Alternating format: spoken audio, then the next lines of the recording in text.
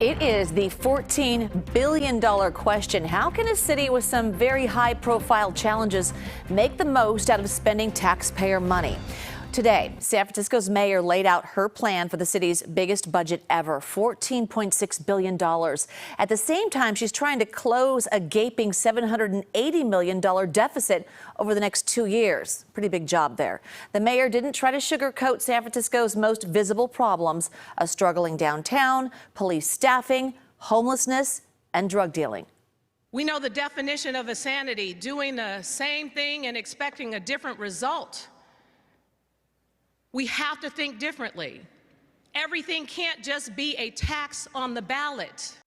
So Wilson Walker takes a deeper dive into the mayor's plan to move San Francisco in a different direction. We're not going to keep doing the same thing. We need people to have the ability to get treatment on demand easier. Whether it was moving funds towards diversified treatment options or using the police to break up drug activity, Mayor London Breed did not talk much about the numbers in her budget remarks, but she repeatedly returned to the idea of doing things differently. But we're not just going to keep doing the same thing. We have got to change it. We have got to get aggressive. One move generating pushback is a plan to change the way Prop C homeless funding is allocated. The mayor says she wants to shift it between programs in order to spend it more quickly.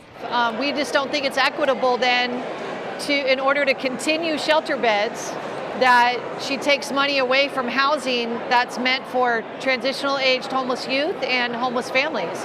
Of course, not everyone is going to be happy about the decisions that I made to take resources that are not being used and spend them on people that we know need help and support now, and I don't really care. And that was another theme, a kind of defiance from a mayor facing serious challenges in the city's core and plenty of exasperated residents. I think that's the only reason she started doing more stuff is because everybody is tired of it, really super tired. And she already faces at least one challenger in the upcoming election. We're at a crossroads in San Francisco. While the city is doing quite well in many neighborhoods, as the mayor pointed out in Noe Valley last week, the various crises loom large, both politically and financially.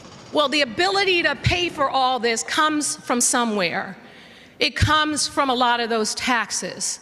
And I know some of these decisions are not going to be popular, but again, I don't care.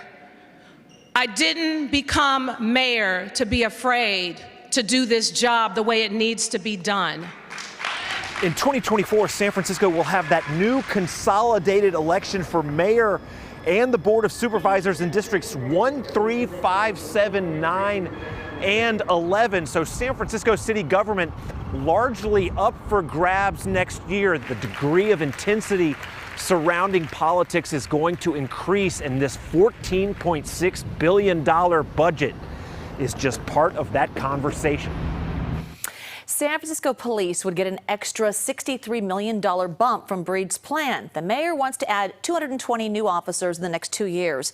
Chief Bill Scott explained how the budget will help his department fill the gaps on the force and allow them to target more specialized areas like fentanyl.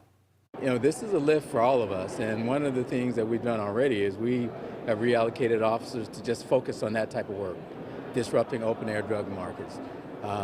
Using technology, you know, the Board of Supervisors amended the 19B administrative code. Now that allows us to use cameras in a way that we had not been able to use them previously. And that has yielded some significant arrests, particularly with fentanyl arrests. So the chief also touted the department's 90% homicide clearance rate this year.